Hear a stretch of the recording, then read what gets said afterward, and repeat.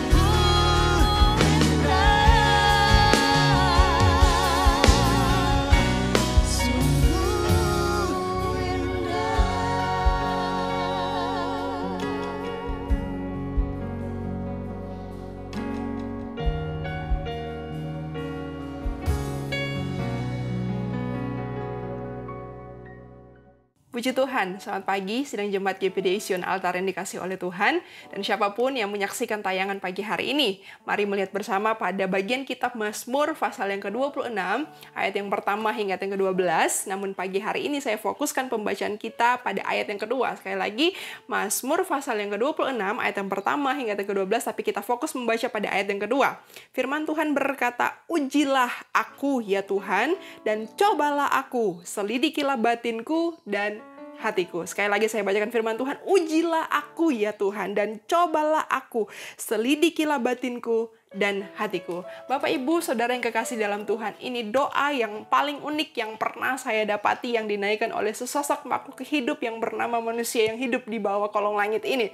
Karena kalau doa itu berbunyi, "Tuhan berkatilah aku, Tuhan sertailah aku, Tuhan lindungilah, maka Tuhan peliharalah aku," maka saya beri nama itu doa yang biasa. Kita semua pasti pernah menaikkan doa yang demikian.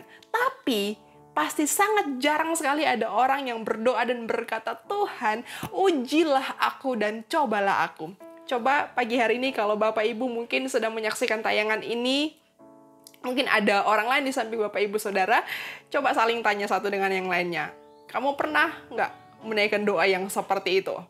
Mungkin Bapak Ibu Saudara akan menjawab saya dengan berkata bahwa, "Wah, nggak usah kita berdoa kayak begitu, dia sudah datang dengan sendirinya ya. Kita nggak usah berdoa minta dicoba, diuji oleh Tuhan. Kadang-kala ujian dan cobaan itu sudah datang dengan sendirinya. Bahkan nggak cuma sendiri dia datang, sama teman-temannya pula begitu ya, dia datang dalam kehidupan kita. Begitu banyak sekali ujian, begitu banyak sekali pencobaan yang datang dalam kehidupan kita. Nah, makanya bisa dibilang ini doa, dalam tanda kutip doa yang unik, karena umumnya kebanyakan orang berdoa justru minta, "Tuhan, jangan sampai saya kena pencobaan." Tapi yang ini justru sebaliknya.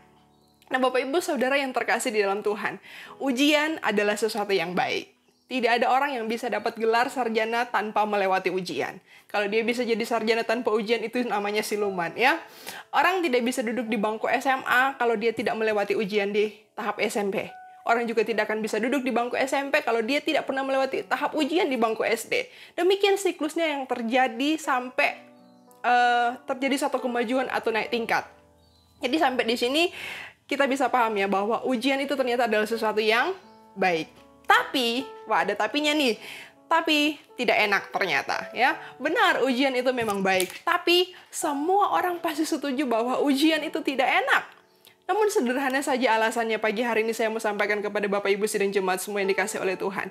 Karena ternyata tidak semua yang enak itu baik, dan tidak semua yang baik itu enak ya. Karena sekali lagi saya ulang, karena tidak semua yang enak itu baik, dan tidak semua yang baik itu enak. Dalam hidup ini seringkali yang baik itu tidak enak. Yang enak-enak itu justru ada kalanya tidak baik buat kita. Nah, karena ini adalah sesuatu yang baik, maka Daud menaikkan doa yang demikian. "Ujilah aku, ya Tuhan." Sekarang pertanyaannya, kenapa kita perlu diuji? Dua hal akan saya bagikan pagi hari ini. Yang pertama, supaya kita hidup dalam kebenaran. Bapak Ibu Saudara bisa memperhatikan di ayat yang ketiga dari Mazmur pasal yang ke-26 ini. Di situ dikatakan, "Sebab mataku tertuju pada kasih setiamu, dan aku hidup dalam kebenaranmu." Dan aku hidup dalam kebenaranmu. Bapak Ibu Saudara, ini berangkat dari kisah hidupnya Daud sendiri ya. Bagaimana ketika kejatuhannya ke dalam dosa karena dia berzina dengan Batsyeba dan membunuh suaminya Uria. Nah, ketika dia dalam proses pemulihan oleh Tuhan, dia ini berdoa sungguh-sungguh, "Tuhan, ujilah aku, selidiki sampai ke dalam batinku. Apakah aku ini sudah betul-betul murni atau aku masih menyimpan dosa?" Supaya ketika Tuhan uji dan dia didapati ternyata sudah betul-betul murni, maka dia siap untuk hidup dalam kebenaran dan tidak lagi di dalam dosa. Bapak Ibu Saudara yang kekasih, sederhana saya mau sampaikan pagi hari ini. Kalau kita hidup dalam kebenaran, kita tidak perlu takut terhadap ujian. Kenapa? Karena semakin kita diuji, justru semakin nampak kebenaran itu. Orang benar, kalau dia hidup dalam kebenaran sungguh, meskipun ada begitu banyak ujian yang datang, dia tidak perlu takut, dia tidak perlu gentar. Karena semakin diuji, semakin nyata kebenaran itu. Kebenaran itu kan semakin keluar, memancar dari kehidupannya. Orang benar akan terus mengalami banyak ujian. Tapi semakin diuji, sekali lagi, semakin nyata kebenaran ketika dia hidup di dalam Tuhan. Puji Tuhan, itu yang pertama, kenapa kita perlu diuji? Supaya kita hidup dalam kebenaran. Yang kedua, kenapa kita perlu diuji? Supaya kita hidup di dalam ketulusan. Kita maju ke ayat yang ke-11. Mazmur pasal yang ke-26 ayat yang ke-11 disitu dikatakan, "Tetapi aku ini hidup di dalam ketulusan. Ini kata Daud ya. Nah, Bapak Ibu, hidup dalam ketulusan artinya tidak ada kepura-puraan di dalamnya. Ikhlas menjalani kehidupan ini, tulus melakukan segala sesuatu tanpa mengharapkan apa-apa. Saya begitu tertarik ya dengan sosok Daud ini, sebab ayat 11 ini dia tidak hanya asal bicara tentang hidup dalam ketulusan. Ada buktinya loh. Coba saya ajak Bapak Ibu Saudara beralih ke kitab 1 Tawarik pasal yang ke-29. Kitab 1 Tawarik pasalnya yang ke-29, ayatnya yang ke-10 sampai ayat yang ke-19. Satu perikop di sana. Tawarik pasal yang ke-29 ayat yang ke-10 sampai ayat yang ke-19. Bapak Ibu bisa baca dan simak di sana. Ini kisah yang luar biasa. Daud ini dia tidak diizinkan Tuhan untuk membangun bait Allah. Proses pembangunan itu dipercayakan Tuhan kepada anaknya Salomo. Nah, dalam hal ini ketika Tuhan tidak mempercayakan pembangunan itu kepada Daud, Daud bisa saja menjadi kecil hati. Tapi ternyata tidak demikian yang diambil keputusan oleh Daud. Dia justru sebaliknya dicatat seperti di ayat-ayat ini bahwa kalau Bapak Ibu perhatikan di sana, Daud ini justru dia memuji Tuhan. Dan dengan jelas di ayat yang ke-17 dicatat bagaimana dia mempersembahkan semua itu. Ayat 17 dikatakan, "Aku tahu ya Allahku bahwa Engkau adalah penguji hati dan berkenan kepada keikhlasan. Maka aku pun mempersembahkan semuanya itu dengan sukarela dan dengan tulus ikhlas. Dan sekarang umatmu yang hadir di sini telah kulihat memberikan persembahan sukarela kepadamu dengan sukacita." Bapak Ibu bisa lihat di sana bagaimana Daud ini dia sungguh-sungguh dia melakukan bagiannya. Dia melakukan pekerjaan yang bisa dia kerjakan dengan tulus ikhlas. Meskipun proses pembangunan bait Allah itu tidak dipercayakan kepada, ternyata Daud mengambil peran di balik layar. Oke, pekerjaan itu tidak dipercayakan kepadanya, tapi dia bekerja apa saja yang bisa dia persiapkan sebelum proses pembangunan itu mulai. Oke, apa yang bisa aku kerjakan di sini, aku kerjakan itu. Bahkan Bapak Ibu Saudara bisa perhatikan terus di kisah ini dijelaskan di sana bahwa Daud ini bahkan dia berdoa minta kepada Tuhan, Tuhan peliharakan untuk selama-lamanya sikap hati yang demikian ini dari umat-umatmu. Hati yang mau memberi untuk pekerjaan Tuhan, hati yang mau bekerja untuk Tuhan. Dan bahkan untuk anaknya Salomo, dia pun berdoa minta Tuhan beri juga untuk Salomo ini hati yang tulus sehingga dia tetap berpegang pada perintah-perintah Tuhan. Dicatat di ayat ke-19 di sana. Wah, ini pelajaran yang berharga sekali ya untuk kita semua. Tidak usah protes kalau Tuhan dalam tanda kutip seakan-akan mengambil porsi kita dan mempercayakannya kepada orang lain. Tuhan sedang uji kita supaya hati kita semakin tulus di hadapannya. Tidak usah protes ketika seakan-akan Tuhan ini kan bagian saya, kenapa kok malah tidak dipercayakan kepada saya, malah diserahkan kepada orang lain. Tidak usah protes dengan semua kedaulatan Tuhan.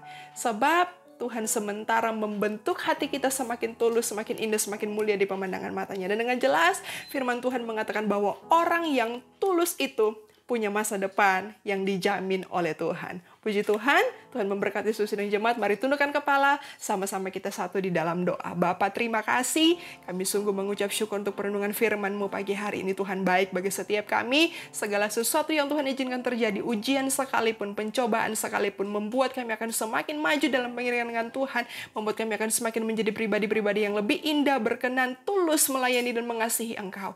Terima kasih untuk perenungan firman-Mu pagi hari ini. Kami sungguh mengucap syukur Tuhan baik. Sertai seluruh sidang jemaat-Mu sepanjang hari ini Tuhan, Roh Kudus senantiasa memimpin dan mendampingi hidup kami hari ini. Dalam nama Tuhan Yesus Kristus, kami berdoa, kami bersyukur kepadamu. Haleluya. Amin. Puji Tuhan, Tuhan memberkati sidang jemaat GPD Sion Altar. Selamat beraktivitas.